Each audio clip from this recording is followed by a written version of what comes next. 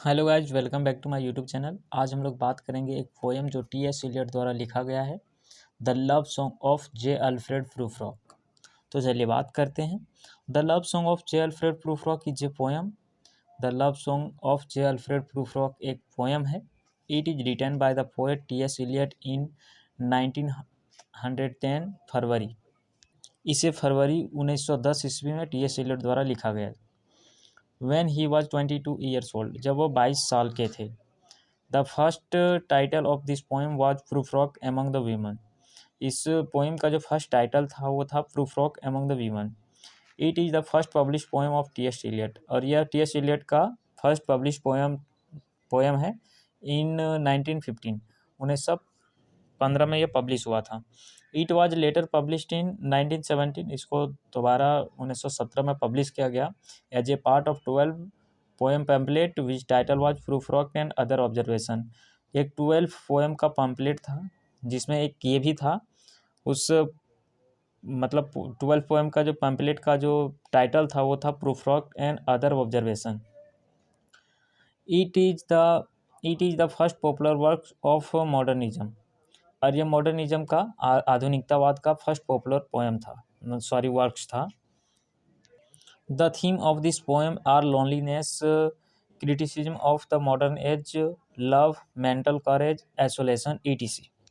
इस पोएम का जो थीम है वो है अकेलापन, लोनलीनेस, आधुनिक युग की आलोचना, लव, मेंटल करेज मतलब मानसिक साहस, और आइसोलेशन मतलब अलगाव आदि।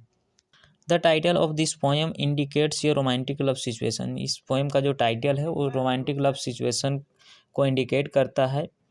This is a long poem of 140 lines. ये एक 140 लाइन का लंबा पोएम है, कहीं कहीं 132 लाइन भी लिखा होगा, ठीक है।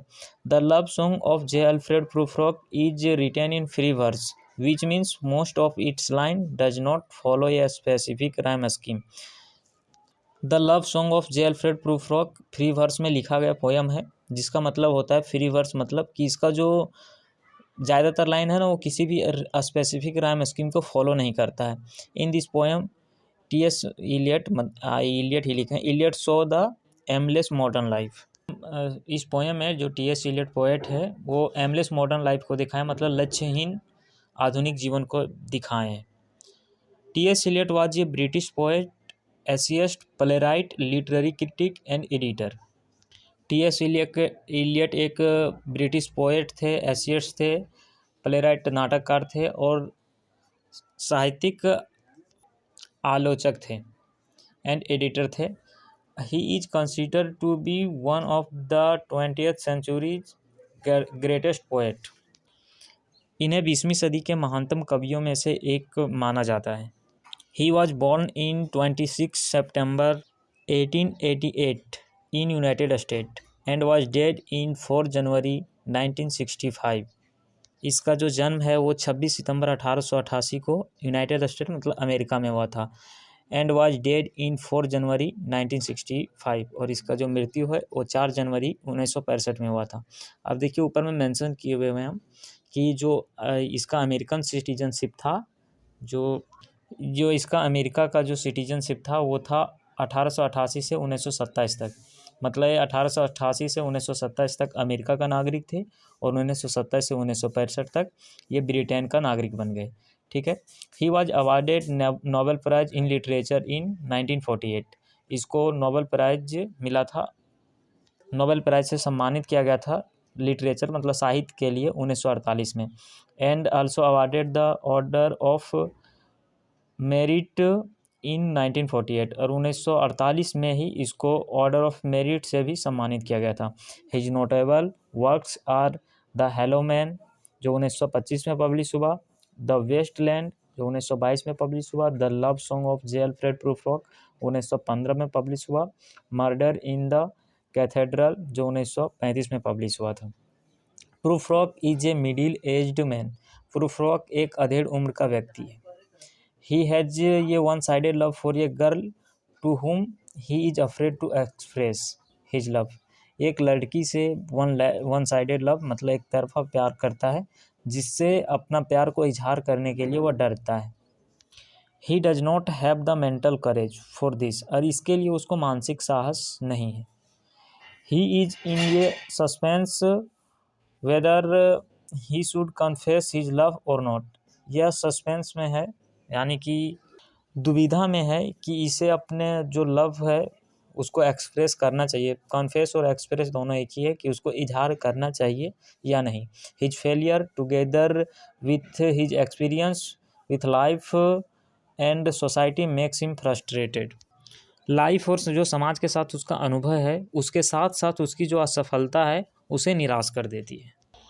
He is looking for relief from his whole situation, और इन सब सारी सिचुएशन से वह शांति चाहता है, रिलीफ चाहता है। He is seeking peace in the city, और यह शहर में ही शांति ढूंढ रहा है। He wonders in the half deserted street in the evening, वह शाम को आधी सुनसान गली में घूमता है। Because people leaves the street in the evening, क्योंकि जो लोग हैं वो जो गली है वो शाम को छोड़ चुके होते हैं। And go to their home, और अपने घर चल जाते हैं। The streets are surrounded by cheap hotels and restaurant, और जो स्ट्रीट है वो चीप होटल्स और रेस्टोरेंट से घिरा हुआ है। People spend their time there but can not sleep comfortably, जो लोग हैं वो अपना टाइम वहाँ स्पेंड करते हैं, मतलब उन होटलों में या रेस्टोरेंट में अपना टाइम स्पेंड करते हैं, बट वो अच्छी तरह से सो नहीं पाते हैं। The street in which the Prufrock is walking have no destination, जिन गलियों में प्रूफ्रॉक चल रहा है, मतलब वॉक कर रहा है, उसका कोई डेस्टिनेशन, मतलब उसका कोई गंतव्य नहीं, आने की अंतिम मंजिल नहीं है। The streets he walks are very winding, जो जिन गलियों में ये घूम रहा है, टहल रहा है, वह बहुत ही घुमावदार है। The poet has compared the streets with debate, और जो पोएट है वो इस गलियों को एक डिबेट से, मतलब बहस से कंपेयर किए, जिसका कोई अंत ही नहीं होता है। He is in A restless situation and he feels lonely, वह बेचैन स्थिति में है और वह अकेलापन महसूस करता है। But there is no way for Prufrock to avoid this, but Prufrock को इससे अवॉइड करने के लिए कोई रास्ता भी नहीं है।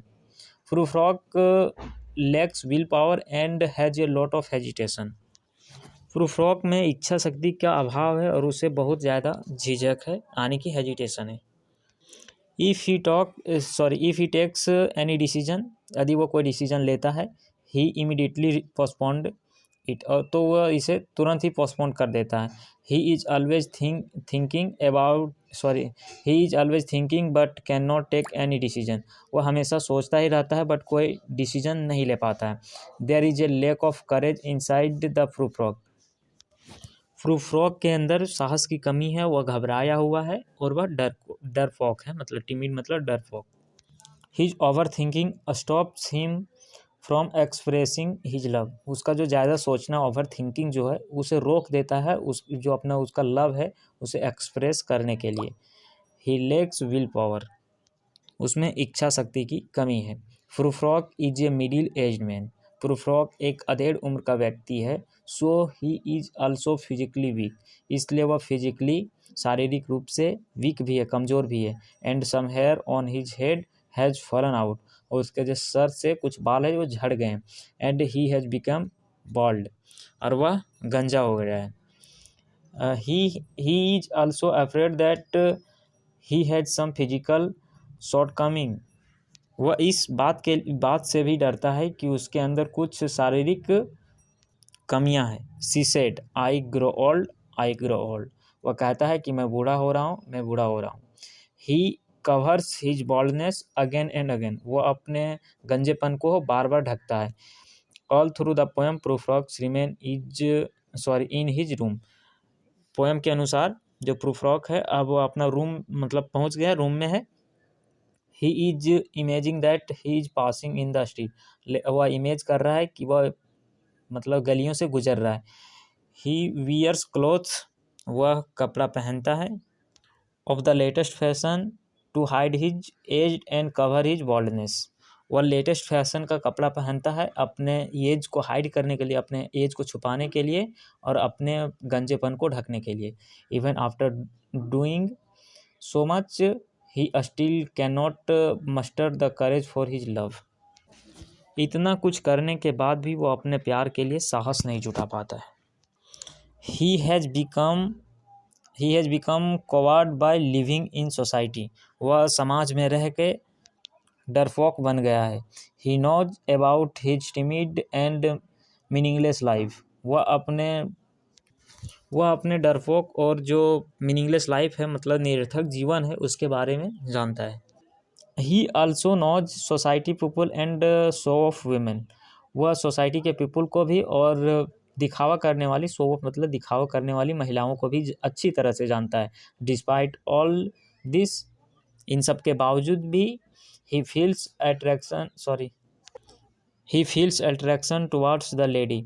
इन सब के बावजूद भी वह वो जो लेडी है उसके प्रति अट्रैक्शन फील करता है। But he does not have the courage to talk.